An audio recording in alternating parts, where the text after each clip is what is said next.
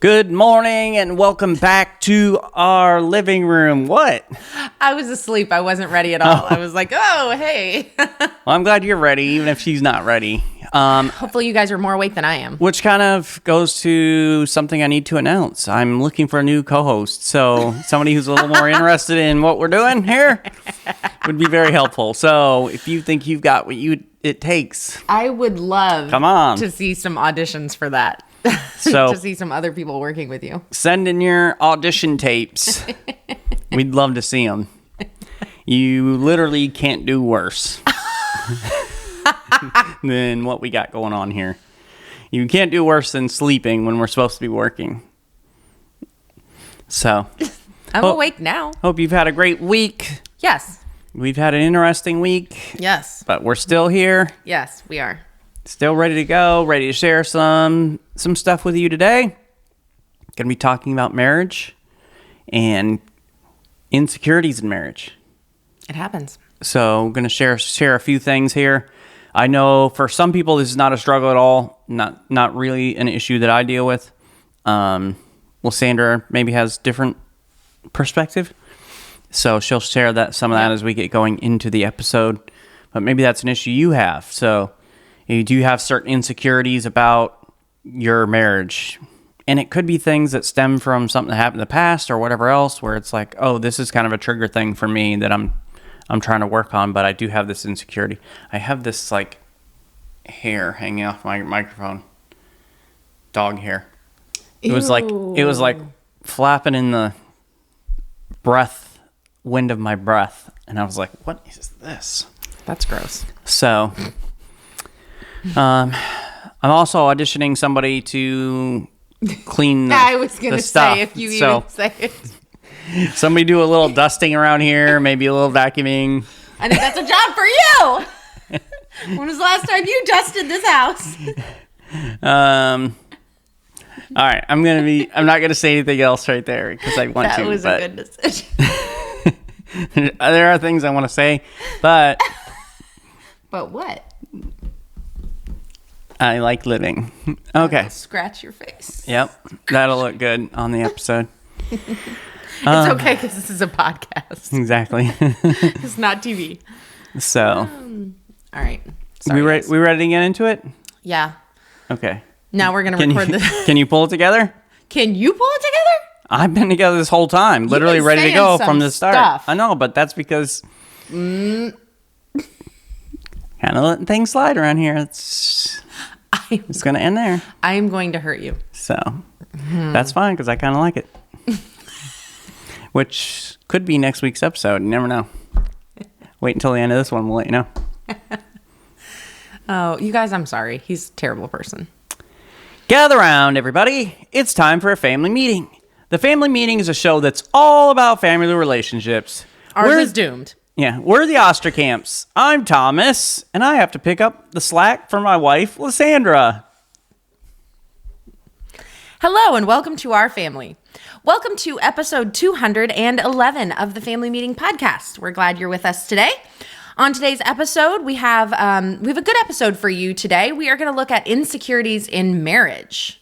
If we're insecure in our marriage, we may find ourselves striving to prove our worth to our spouse. And when we fight to show our spouse that we're irreplaceable, that can go to an unhealthy place pretty quickly. And we're going to talk about that today. I think all of our episodes are good. So I agree. This is going to be a good episode. Just like the last 210 have been. We're just going to continue down that streak of 211 great shows in a row. Great? I said good. Yeah, but I think it's great. Okay. Because anything you're involved with is great. So that's not what you were saying to the YouTube viewers. You guys need to get on YouTube and see what he does to me on YouTube. It's terrible. First of all, you did it to yourself. So, but I would encourage people to jump on YouTube, just see what goes on behind the scenes, and to get a little bit more of an insight of what we're like. What it's like to record our podcast. Yeah. It's kind of terrible. But it also reminds me, I put this out there for YouTube as well, so I'll just drop it on the podcast here. I am taking auditions for new co-host. If you watch the opener today, you'll know exactly why. But could use some help here, send in those audition tapes, and could be you. No one else in the world wants to work with you. Oh, there's a lot of people. I get No emails one. all the time saying, right. listen, just get rid of her and I'll be your co-host, Yeah, and it right. could be amazing. Lies. So, but before we jump into today's episode talking about insecurities in marriage, maybe you're having some marital issues. You're having some marital struggles, and you say, hey, we just need a little bit of coaching in this area. And we have that available to you. We do marital coaching.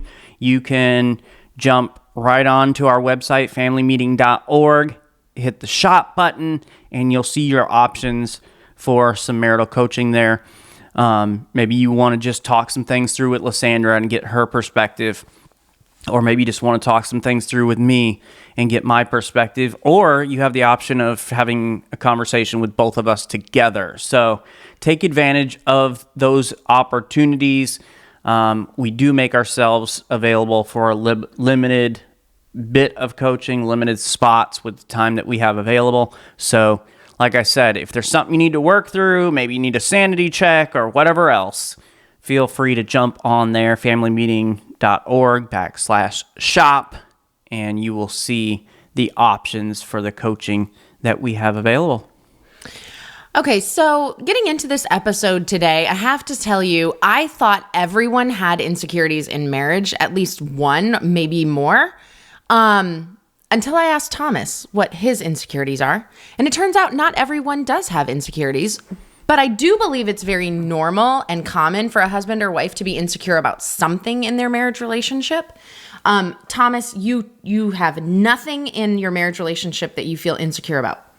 No, I really don't. And I know that that most people do for a lot of different reasons. Some of it is just personality and the way they're wired, and it could be history and whatever else, things they've experienced in past relationships. I really don't have that. Lysandra, you have been such an amazing friend and wife. I'm not just saying this to make up for all the bad stuff I said earlier in the beginning of this episode on YouTube. I literally feel this way. I think about what Proverbs 31 says about a husband being able to safely trust in his wife. And that is exactly what I have in Lysandra. And so it doesn't mean your marriage relationship is in trouble or somebody's less of a person or whatever else. There's a lot of factors for why someone would have insecurities. We're going to talk about that today. I just don't have those personally. Yeah. So some of you do not have any insecurities in your marriage, and so you relate to Thomas.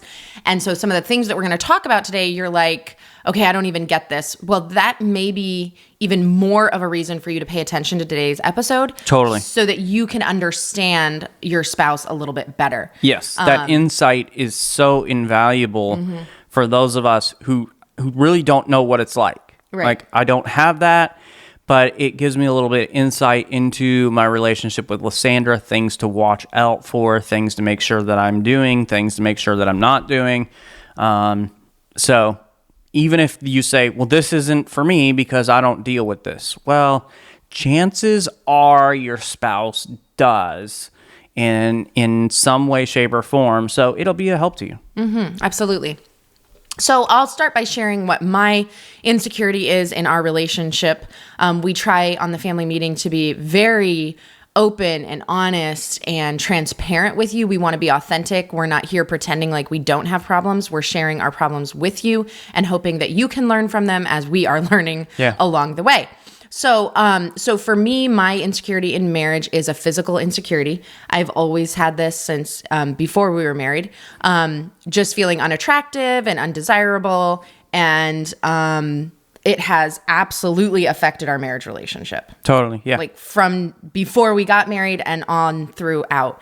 Including this day, today. Yes, absolutely. So No, it's not as bad as it used to be. yes, I'm happy to report that I have grown. She's made some progress in this area. I've learned some things. I'm trying to work on some things that can be more of a help.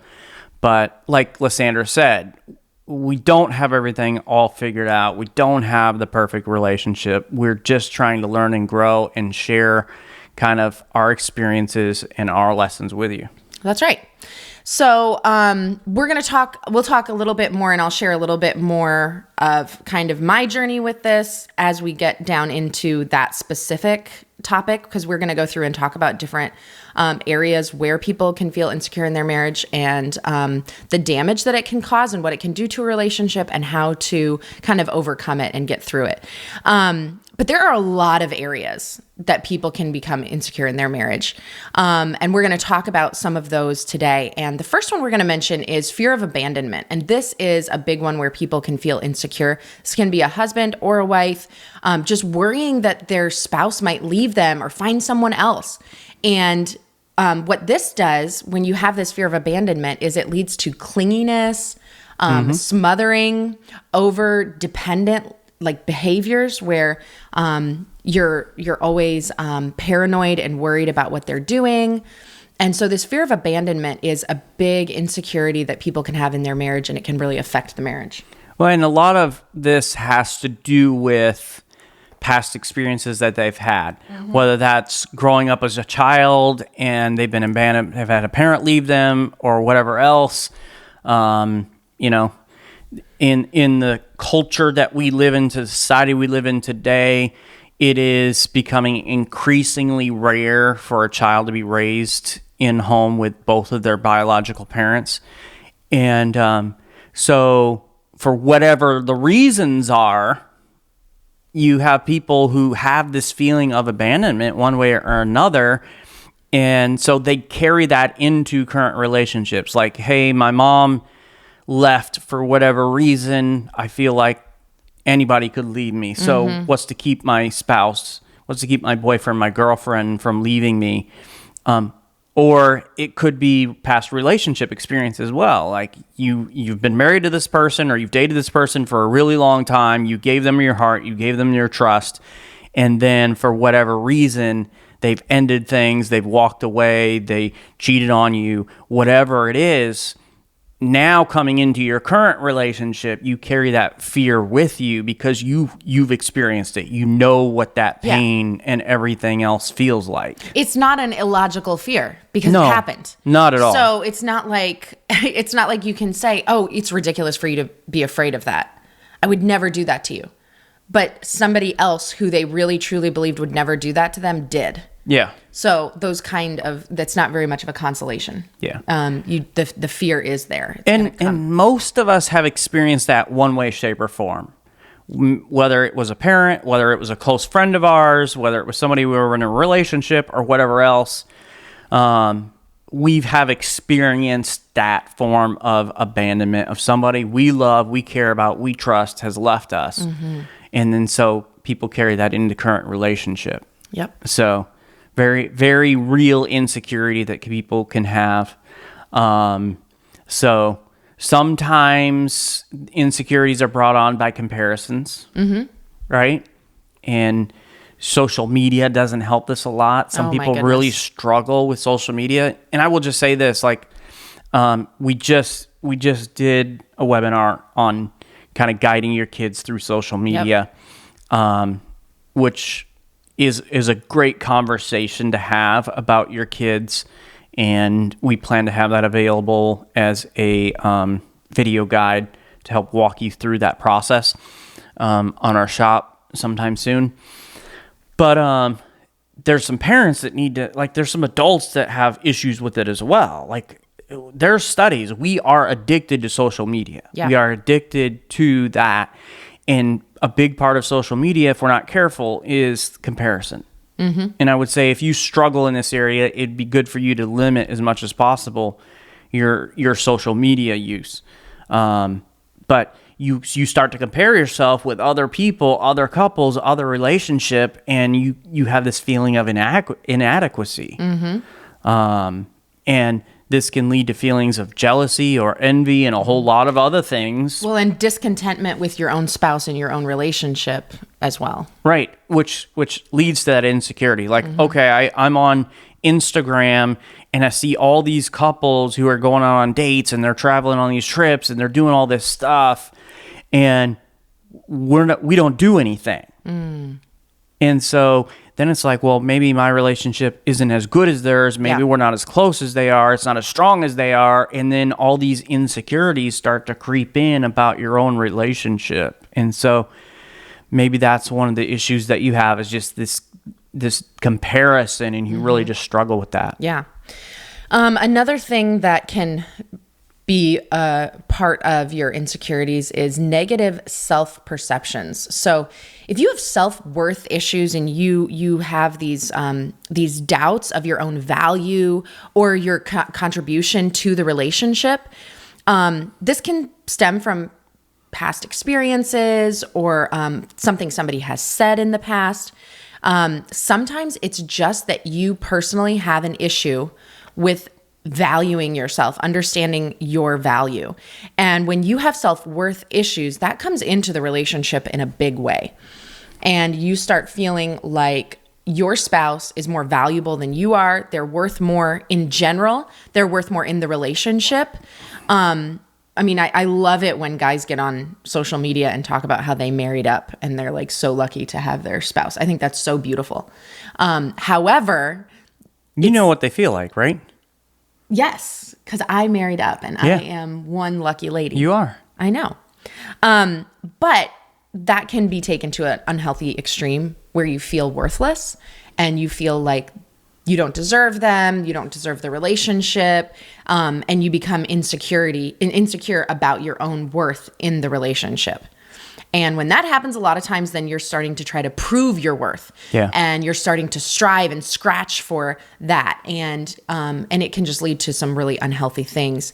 But one of the things that we are really working to try to teach our daughters through their own romantic relationships and friendship relationship is you do not find your worth in other people. Your worth comes from God.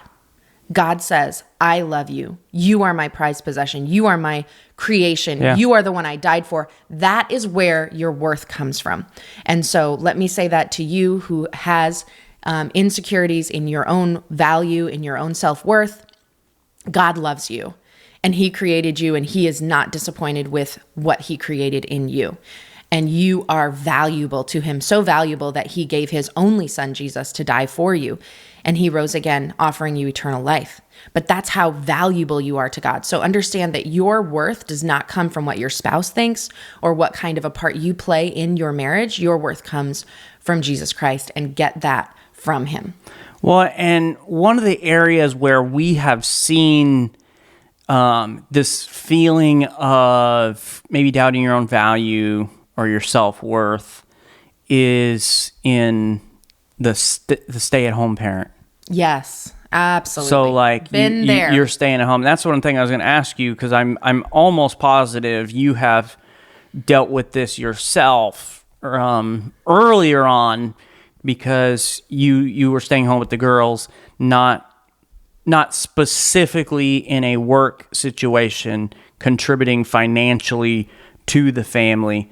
And one of the things I kind of tried to share with Lysandra in those moments was, hey, I cannot work and earn money if you're not at home with the girls, taking care of the girls.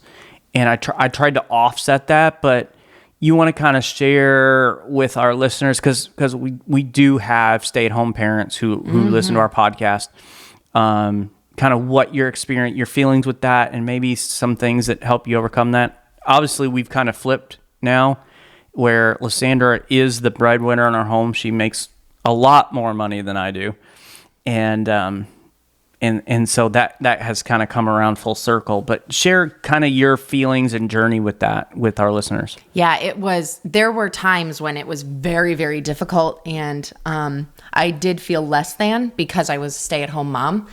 And you know, we do it ourselves. The stay-at-home moms do it ourselves, where we're like, oh, I just stay at home.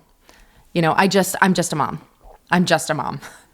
Which is so sad that we say it that way because being a mom is a lot. Like there's one thing in this world I don't want to ever be is a mom for a lot of reasons, not just because I'm a man, but because of, man, there's so much work and pressure and everything else. Like I thank God often that I was born a man, that I am a dad, not a mom, a lot less pressure. Yeah. Being a mom is really hard. It can be for sure. It's also amazing, and I know that you guys know that too. But there were times when I would, during my stay-at-home mom years, when the girls were young, that you just feel like what you're doing is pointless. It's worthless. Like if I actually went out and I earned a paycheck, my kids would be in daycare, but I would be contributing to the house and be doing something that was valuable. And you can kind of trick yourself into thinking that. And I most definitely had insecurities financially because if I wanted to buy myself, just a new top or a new pair of shoes, I felt like guilty just spending the money that Thomas is earning. I didn't ever feel guilty about spending money on the kids, like within reason. I'm a saver. I'm not a spender anyway. But, if I had to buy them a need, I never even questioned that or thought twice about it. But if I wanted to get myself something that was new or nice, or even from the used clothing store, like that's where I shopped. I didn't even get anything actually new. It was always used, but the guilt that was associated with it because I didn't feel like I was worthy of having this thing because I didn't bring in the income. And Thomas was amazing about constantly thanking me for what I did at home and thanking me for how I raised the kids and recognizing how valuable it was. Well, and one of the things I would have to do back then is I would literally have to buy her gift cards to clothing stores so that then she would have some like guilt-free shopping. Yeah, and that was guilt-free shopping. It did feel really good to be able to do that. It was, the same amount of money was probably spent, maybe even more. But it was just something in her mind where it was like, okay, this is a gift card. This is not our money. Where she could, then enjoy that. But it was a struggle.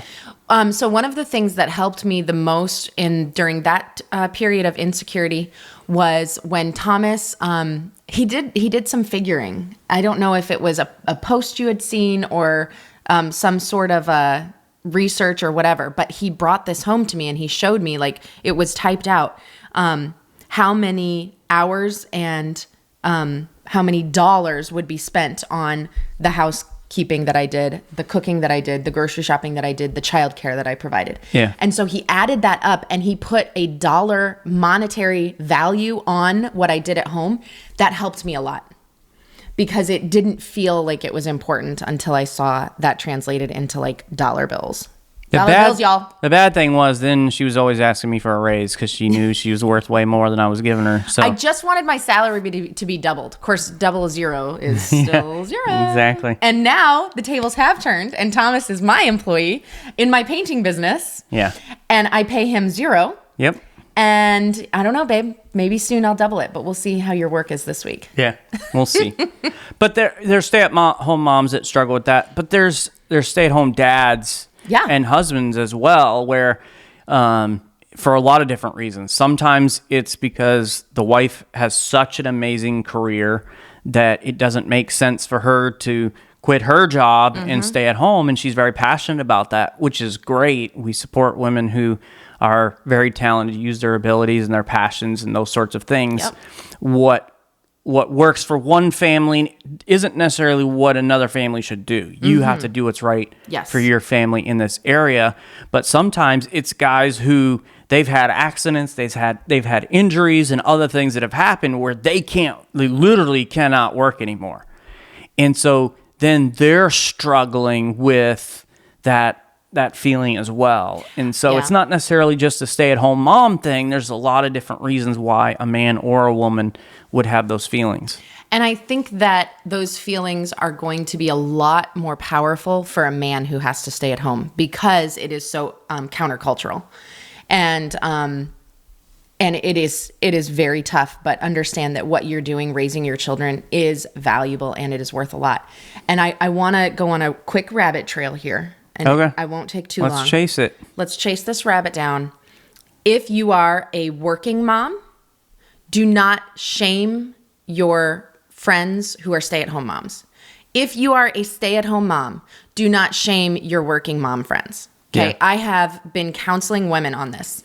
I've been counseling women on both sides of this, where they are like, I have this really good friend. In fact, she's even in my church, and she makes me feel less than because she stays home with her kids and I have to work.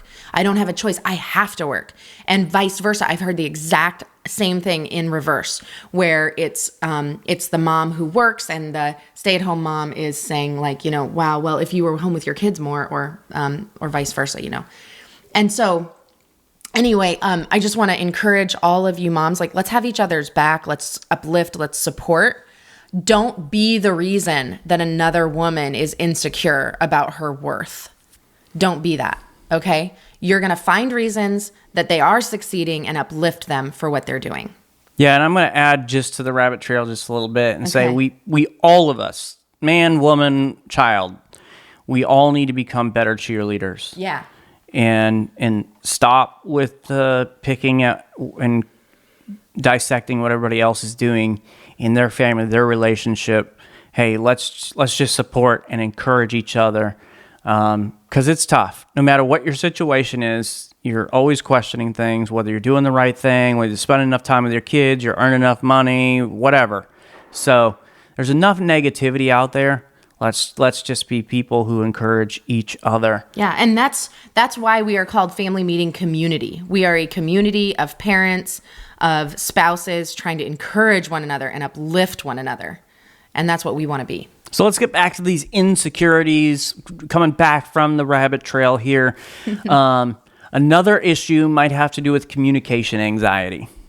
So, and that's the idea of just fearing that expressing their needs or feelings will lead to conflict or rejection, causing them to hold back.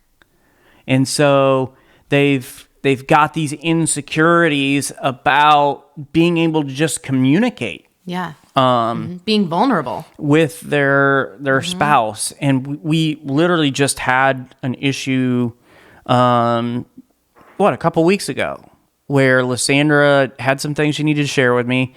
I was being a little harsh in my responses to her in some things, and I wasn't really realizing it.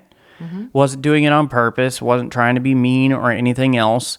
And so we do some of our best communicating while we're out walking. And so around our neighborhood, we're having this walk, and Lysandra expressed, some of this, communication anxiety, where it's like, I didn't really want to bring up these things to you. Yeah. And one of the things I told her is, hey, we should be able to freely share whatever our thoughts, our concerns, or whatever else, with each other. And I even thanked her for bringing these things to my attention. Now I owned it. I apologize. We worked through it, because that is the healthy thing to do. But you may have these, doubts about and concerns about your own communication with your spouse and how they're going to receive what you have to say and everything else. So yeah, and a lot of my insecurity with that was I was concerned that I am a nag. Like, I do not want to be a nag in our marriage. And sometimes it feels like I'm always like on Thomas to work on this and change this and be better over here and help me more. I wish you were always on me. Oh my gosh. Anyway, so I don't want to be a nag. And I'm like, I've been waiting to talk to you about this. I've been praying this thing through, trying to figure out if it's just in my mind or if it's real. Am I being overly sensitive, or is this something that really does need to change? And I'm just asking God to give me wisdom as to whether or not I should even talk about this, because I don't want to be a nag. I don't want to be that, like, I'm always harping on you wife. So after a lot of prayer and other things kind of happening, it was clear, like, I had to say something, but I did have an insecurity about bringing it up. Yeah. So it's fascinating about that. Okay. Now we're on to my actual one. that. This has been like a podcast about my insecurities. I did not anticipate this. Sometimes those are the best issues. Case study. Yeah, for sure. Okay, so this one is the one that I have had my whole life since adolescence. Body image issues, worrying about physical appearance, whether it meets their partner's expectations. So this is mine. I am constantly concerned that I do not meet Thomas's expectations or desires physically. So I know we've talked about this before on past episodes, but we have new listeners every single week. So can you kind of share with our listeners where this problem kind of stems from? Yeah. So basically, I was overly sensitive as a child about anybody being made fun of for being overweight or fat. And then I went through adolescence, and when I developed, I had a friend who hadn't seen me for a little bit. And then when we got back together, she said, "Oh my gosh, you got fat," because I had developed. And so that just crushed my spirit. And then at the same kind of season in my life, I experienced some sexual abuse. And all of that, I mean, now that we've gone through this and we've talked it out and we've researched and we're learning more, now I can look back and understand that that's where this started from. That's where it stems from. But since that time, I have had just severe body image issues and insecurities. Mainly, I always feel like I'm very, very significantly overweight and unattractive. And so this has had lots of issues in our marriage, one of which has affected our sex life for sure, because I get extremely insecure about if Thomas doesn't desire me or like isn't interested in sex. I also sometimes don't want to be seen. I want to hide. And so all of these things kind of come into play, and it impacts our intimacy, and it big time impacts my confidence. I have like very little confidence.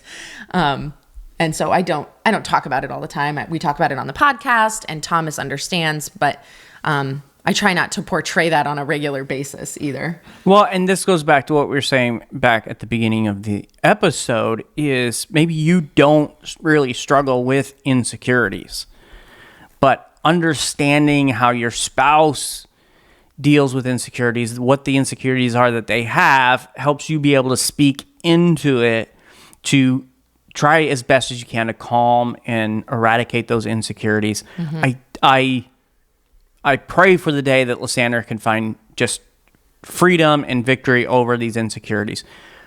It may never happen, but what I can do is try to speak truth into those insecurities that she has, and try to be more aware and cognizant of intentionally saying things about her appearance, her figure, and other things, to help kind of fight those insecurities. Mm-hmm. And it has, I mean, you've been a big help to me. Thomas has helped me come. That's a part of the reason why I've grown in this area. I know, is your help. So whatever it is for your spouse, like, you need to be thinking of ways of speaking truth into their insecurities to help offset and fight that. Because they're hearing in their mind, they're hearing the lies or the words from the past over and over and over. Yeah. And so when you speak the truth, that's combating that. It's fighting against the words that are going through their mind repeatedly. Another one might have to do with financial worries. You're feeling insecure about financial stability or contributions. We talked about this as far as like maybe a stay-at-home mom or dad or whatever else, but it may just be the situation in life you're in. Mm-hmm. The economy is not great right now with inflation up and everything else. It can be difficult. So even if you are working, there's a thought of, I'm not making enough. Mm-hmm. Like, I'm not doing enough. I'm not contributing enough. It doesn't feel like we can get ahead. And you've got all these things that can lead to stress and conflict over money related issues, even in households where you have both of you you're working hard, you are financially contributing and whatever else. So it's not necessarily just a stay-at-home parent issue, because Lysandra and I both work, we both bring in income, and we work hard, but there's still times where it's like, oh man. And we talked about the bad week we had the other week where everything was breaking down. It's like, okay, we got to pay $1,500 for this, $500 for this, $300 for this. And it's just like, man, this is a lot of money going out. What are we going to do? Now, we're Christians, and so we do have faith and trust in God, and we pray that He'll provide for us. And He did. He did. He anytime we pray for God to provide, He rarely ever sends us a check for what we need. It's typically in the form of, hey, here's a paint job out of nowhere. Here you go. Yep. So, that's exactly what happened. But even if both of you are working and you're struggling, like there can be those insecurities that pop up. Yeah, and I'm assuming that this is going to be more common in men. It is kind of expected of the man to be the financial provider and to take care of these things. And so I think that this particular one is going to pop up probably more often in a husband. Another one, though, can be performance pressure and just feeling the need to perform well in various aspects of your relationship, like being a good spouse, like just being a great husband or a great wife. Was I good enough? Am I good enough? Great lover? Being a great lover. Like there's a lot of performance pressure in the bedroom. Maybe you're insecure in that area. You insecure in that area? I am not. Yeah. You're not insecure in anything. It must be nice. I've had some pretty good feedback, so. Yes, you have. You're 5 stars for sure. Maybe your insecurity comes from being a good parent. You know, I need people to think I'm a good mom. I need people to think I'm a good dad, being that provider or whatever. And all these things can create anxiety, and you can start to try to prove your value and your worth to your spouse. Well, and you were talking a little bit earlier about the conflict between moms that often happen. It seems to happen more often between moms and not necessarily dads, although there are dads out there who do the same thing. But sometimes in our desire and in our insecurities about our own parenting, we lash out at other parents because it's like, I'm insecure about my own parenting. And so, well, they're doing something different. You know, like they're out working. And so I kind of attack and put them down and feel, you know, we put that pressure on them so that kind of makes me feel a little bit better as a parent, because at least I'm home with my kids and I value my kids enough to stay home. Or, you know, the other side of that argument that we've already talked about as well. Yeah. And I think that can also happen in a husband-wife situation where you see another wife who just seems like she's a better wife. So where can I find her weakness? And then I'm going to magnify that and put her down for that so that I look better, and vice versa with a husband. Or those guys who are always buying their wife flowers or doing certain things for their wife, you know, where we're often like, dude, you're making me look bad here. Yeah, like knock it off. Lower the bar a little bit so we all can be on the same page. Right. And so, yeah, there can definitely be that performance. Yeah. How about past relationship baggage? I mean, this can really come into play. And we've kind of talked about this because some of the issues that are present with your insecurities are because of the baggage you've carried in from past relationships. But it could even be baggage from your parent-child relationship when you were the child and things that happened with your parents. And then you carry that into your relationship, and suddenly you're very insecure about the love that your spouse has for you, or their faithfulness and the fact that they won't leave you, or whatever else it might be. But this can show up in ways of like being very insecure about any kind of betrayal or abandonment, and it can affect the trust and security in the marriage. So this might be the one that resonates with you. Along the lines of the comparison that we've already talked about before is the fear of judgment. You know, you're worrying about how others perceive your relationship, which can lead to trying to maintain a facade instead of addressing underlying issues. And we're kind of putting on a show for people that we've got the perfect marriage relationship and our family's great and everything's good. And we kind of put on this show. Yeah, it's not real. Which when you understand that that's not how we really are, that brings in all its own set of insecurities. Mm-hmm. Okay, let's talk real briefly about the dangers of trying to prove your irreplaceability to your spouse. So when you're looking at your insecurities, sometimes then what we do is we try to prove like, I'm irreplaceable to you. You need me. And we're trying to prove that to make ourselves feel better. Yeah. And maybe even just reassure ourselves that, okay, then they're not going to leave me because I've proved my value and my worth. But it can bring a lot of pressure and resentment, because when you constantly strive to prove your worth, it puts pressure on both parties. Definitely. Yeah. Both the husband and the wife now have all this pressure, and that leads to resentment. And it can shift that focus from like a genuine connection to a performance-based relationship. So now all that our relationship is about is performing well. And when I prove that I am the good mom, then I believe that I have your love and I have your trust and I have your faithfulness. If I prove that I am a good husband, then I know you won't leave me for someone else. And all of a sudden now we've got resentment and we've got an enormous amount of pressure on both parties. And we kind of mentioned this just a second ago and talked about putting on a show, but it also leads to inauthenticity. You know, you're trying to show you're irreplaceable can lead to inauthentic behaviors, that it's not really who you are. Mm-hmm. It's not really where your relationship's at and what it's like. And so it results in a lack of honesty and transparency, making it difficult for your spouse to truly know and connect with you when you're like, okay, we're not really dealing with issues here. Mm-hmm. And we're just kind of pretending that everything's all right. I'm putting on a show that everything's all right and that I'm okay with certain things and whatever else, when in reality, I'm not, because I'm so concerned with trying to prove that I am a good spouse and I am irreplaceable and whatever else. That's right. Also, another thing that can come from trying to kind of prove your worth to your spouse is a defensive dynamic in the relationship, where the fear of rejection is there and it's so strong that now you're defensive in everything. And this is going to hinder vulnerability in your relationship, and it's going to hinder that authenticity that Thomas mentioned. It is definitely going to hinder trust.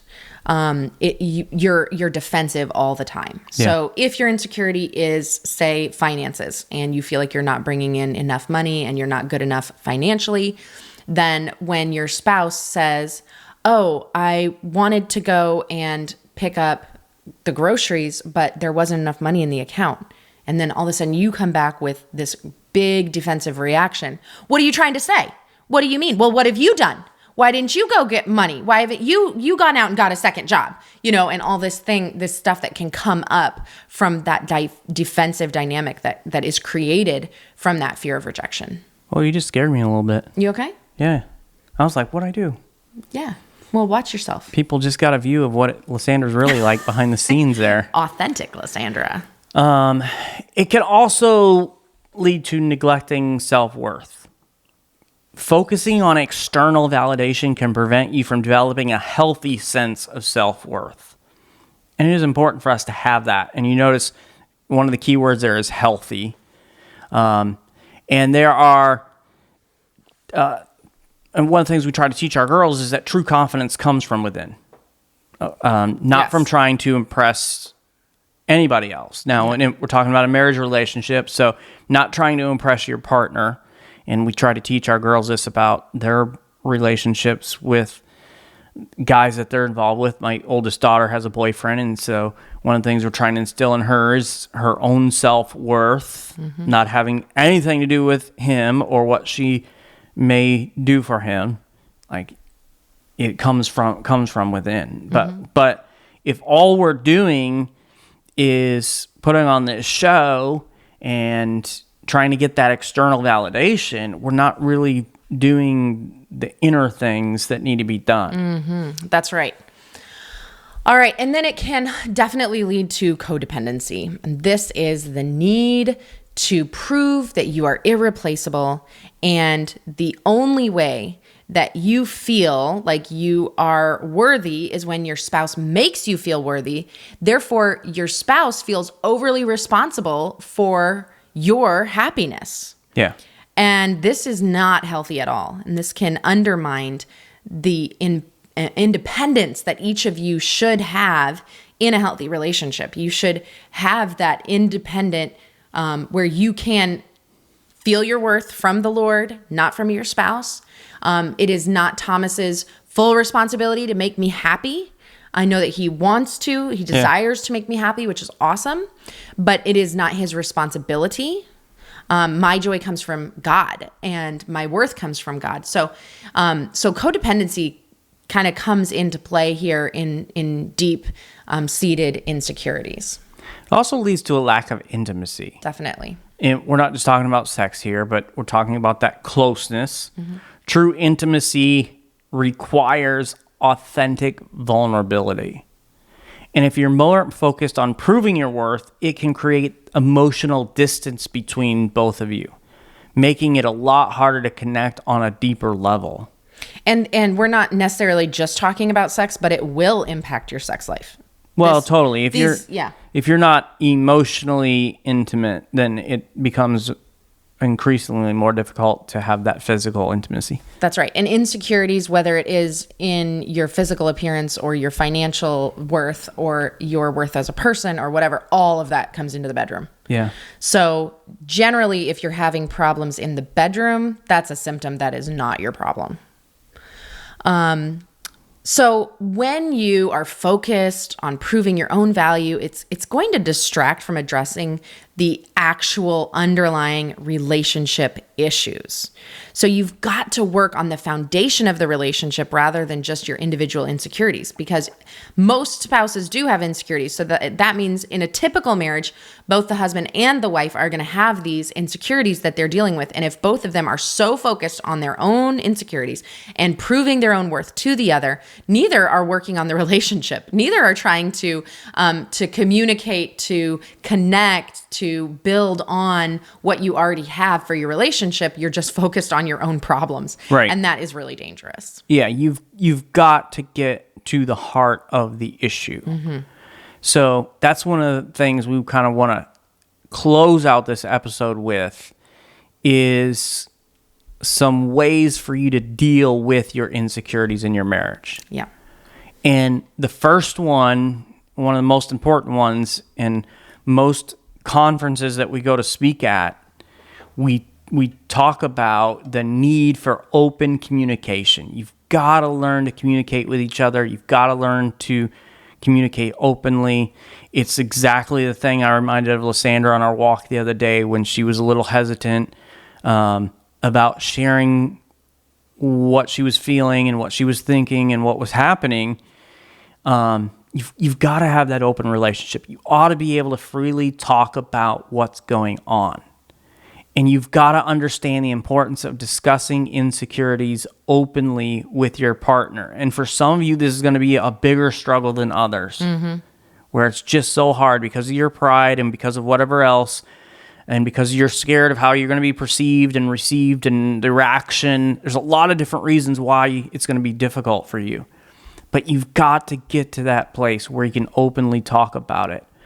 Honest conversations can help clarify misunderstandings and foster intimacy, so you can kind of begin to work through these insecurities. So this is going to help you a lot, and that is self-awareness. You've got to understand your own insecurities. This is crucial for your relationship. When you're not even aware of your insecurities, you just don't get that that's how you are, then how are you going to work on it? How are you going to fix it? How are you going to tell your spouse about it? Well, and this is the important thing about open communication and having this understanding that, hey, as a married couple, we're going to communicate openly with each other. And that means helping me to see things about myself that I don't see. And that was part of the conversation that Lysandra had with me. I was not seeing the way that I was responding to her. So I was not totally self-aware on this issue. And you may not be totally self-aware about what your insecurities are. and those sorts of things as well. So having a conversation with your spouse that says, hey, I want you to feel free to come to me and share what you see about my insecurities. Right. So let me ask you this question, Lysandra, because I have stated, you asked me the question, and I've stated, I don't, that I know of, have any insecurities in our relationship. So I'm going to throw this out here for you. Do you see any insecurities from my perspective that I'm just not seeing? And you're like, well, I think you may have an insecurity right here. No, and I just find it so weird that you don't. Okay. I don't see any insecurities in you, and it's so weird, and I'm jealous. Because we do have blind spots. And for some of you, Yes. it's not going to be the case. You're going to be sitting there thinking, I have no insecurities, when your spouse is like, oh yeah, yes, you you do." totally do. And so there are areas of my life where I definitely have blind spots. And I've already shared with you just the other day how Lysandra had to come to me about it. But part of self-awareness, it's learning and growing and gaining insight into yourself, and often that takes an outside source Right. to help us to understand that. Yep. And so this was really important for me because once I could understand, like, okay, I'm insecure physically and this is how it's affecting my relationship, I had to understand, like, the reason that I don't necessarily want to get naked is because of this, and understanding the root causes and where did this stem from, and working through that and stuff has been really helpful. So work on your own self-awareness. And then another thing you need to do is work on building trust. Trust is a foundational aspect in addressing insecurities. And it's helpful for couples to nurture trust through consistent actions, reliability, and transparency. Trust is always earned. Trust is always earned. Mm-hmm. So you can't just say, well, we're married, so you have to trust me. Right. Like no, you have to earn that. Mm-hmm. And it's earned every day in all the little actions we do, the words that we say, being consistent, reliable, being transparent. And the only way you're going to be able to work through those insecurities is to get to a place where you totally trust each other. Mm-hmm. Now, it is not your spouse's job to make you feel secure, but they can help you. Yeah. And so you can help your spouse to feel more secure. And part of this is through support and reassurance. And when you provide the emotional support and reassurance, it can help alleviate some of the insecurities in your spouse. You can help your spouse by affirming their worth and expressing your appreciation for them frequently. So if your spouse's issue is the financial security, I don't feel like I am bringing in enough financially, then you can talk about how much you appreciate what they are bringing in. You can tell them that they are a good provider and those kinds of things. And you're helping them fight against those insecurities that they have. So this is something that you should be doing regularly for your spouse. And then the one we'll kind of end with here is seeking professional help. Because for some of you, this is exactly the step you need to take, and you're never going to be able to work through your insecurities on your own. That's okay. Because of how severe they are, because of what you've been through, and a lot of other reasons. For some of you, this is exactly what you need. And as Lysandra said, it is okay. We encourage counseling. We think it is a good thing, and it's helpful for you personally, helpful for your marriage relationship. And so you need to seek out counseling or therapy. Like, this is the step for some of you to take this week, is to do some research, find a good Christian counselor that you can trust, therapist you can trust. And the great thing about them is they can provide professional guidance and give you tools and strategies to help navigate these insecurities effectively. So don't look at it as I'm weak or I'm lesser or something. Or I'm crazy. Because if I go get professional help, what are people going to think? No, getting yourself healthy and working on your marriage relationship, doing what's best for your marriage relationship is the most important thing. And people who really love you and support you will be happy that you are working on you to become the best version of you that you can possibly be. And so family meeting this week, what we want to encourage you to do as a spouse is to have a little date night. Go out to a little restaurant, somewhere private, somewhere a little quiet, intimate, where you can have a real good conversation about your insecurities in your marriage. You know, first of all, the insecurities that you're aware of, be able to share them with each other. And just ask the question, is there any area of our marriage relationship that you're insecure about? You can go through the list that we've given you here as a jumping off point. And then be bold enough and brave enough to ask the question, are there any insecurities that maybe I'm just not self-aware? Maybe I don't see them. What are the insecurities that you see from me? And then, of course, flipping that around and letting your spouse share and you share with them as well. And then as you have those conversations, start to develop a plan of how we're going to work to make these insecurities better. How can we work on it? And so whether that is, hey, we're going to write down and we're going to go through and we're actually going to come up with a list to show your value and your worth, just like I've done with Lysandra in the past. Or maybe it is, you know what we need to do? We need to find a good counselor. We need to find somebody who can walk us through these insecurities and come up with a strategy. But it'll be a good conversation, helpful conversation for you and your marriage relationship with this week's family meeting. Thanks for joining us today. Please go and subscribe to the Family Meeting podcast from your favorite podcast provider. And if you found this information helpful, please share this episode on social media and invite your friends and family to listen in with you. To find more content and information Lysandra and I provide, you can go to our website, familymeeting.org, or email us at info@familymeeting.org. If you'd like to shoot us a text or call us, you can send a voice message at 904-257-3062. And we want to invite you to join us next week for our next family meeting as we look at a topic suggested by one of you, our listeners. And this topic is how to handle it when other families' rules are more or less strict than your own. How do you explain that to your kids and guide them through it? How do you help them understand the reason for the differences? Yeah, and that can be an interesting conversation with your kids, depending upon what age they are and different things like that. It is a conversation we have had to have often with our kids, especially as they were younger. We'll get into some of the reasons behind those conversations that we had to have. But even now, very few parents look at parenting the exact same way. Mm-hmm. And so it's a good conversation to have with your kids. We'll get into that next time we're together. Thanks for joining us today for this family meeting. Have a great week, everybody. This meeting is adjourned. That's that.